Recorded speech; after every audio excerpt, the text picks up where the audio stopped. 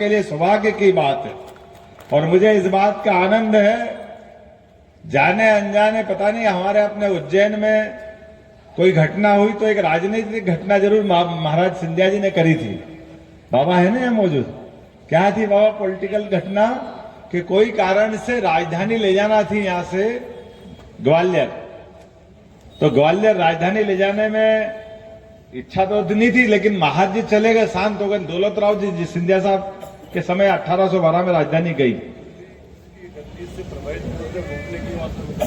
तो उनने क्या समीकरण बनाया? एक तो राजधानी ले गए, दूसरा धीरे से एक मंत्र फूक गया कि भैया यहाँ राजा रात नहीं रहेगा, तो परिवार ही निपट गया, कोई आएगा ही नहीं दूसरा कब्जा करने के लिए। ये थी एक उनकी राजनीतिक रणनीति।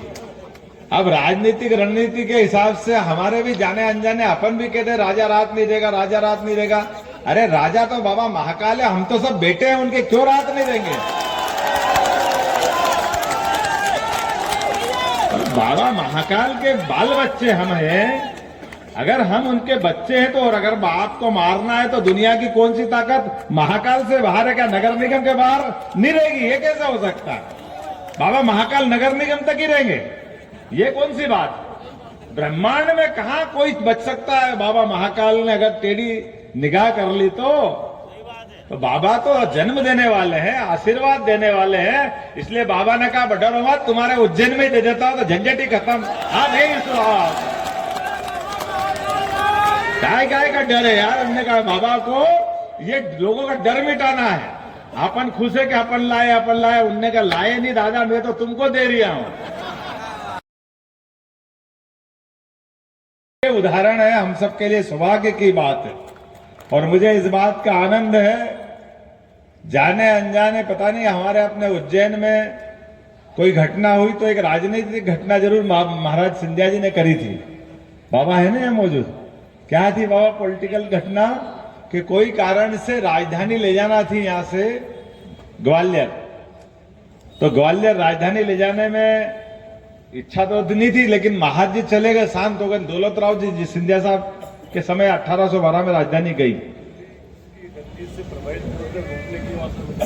तो उनने क्या समीकरण बनाया? एक तो राजधानी ले गए, दूसरा धीरे से एक मंत्र फूक गया कि भैया यहाँ राजा रात नहीं रहेगा, तो परिवार ही निपट गया, कोई आएगा ही नहीं दूसरा कब्जा करने के लिए। ये थी एक उनकी राजनीतिक रणनीति। अब राजनीतिक रणनीति के हिसाब से हमारे भी जाने अनजाने अपन भी कहते राजा रात नहीं देगा, राजा रात नहीं देगा। अरे राजा तो बाबा महाकाल है, हम तो सब बेटे हैं उनके, क्यों रात नहीं देंगे? बाबा महाकाल के बाल बच्चे हम हैं। अगर हम उनके बच्चे हैं तो, और अगर बाप को मारना है तो दुनिया की कौन सी ताकत महाकाल से बाहर है? क्या नगर निगम के बाहर नहीं रहेगी? ये कैसे हो सकता है? बाबा महाकाल नगर निगम तक ही रहेंगे? ये कौन सी बात? ब्रह्मांड में कहां कोई बच सकता है? बाबा महाकाल ने अगर टेढ़ी निगाह कर ली तो बाबा तो जन्म देने वाले हैं, आशीर्वाद देने वाले हैं। इसलिए बाबा ने कहा डरो मत, तुम्हारे उज्जैन में ही दे देता हूं तो झंझट ही खत्म। हाँ नहीं सुना काय का डर है यार? हमने कहा बाबा को ये लोगों का डर मिटाना है। अपन खुश है कि अपन लाए। उनने कहा लाए नहीं दादा, मैं तो तुमको दे रहा हूं।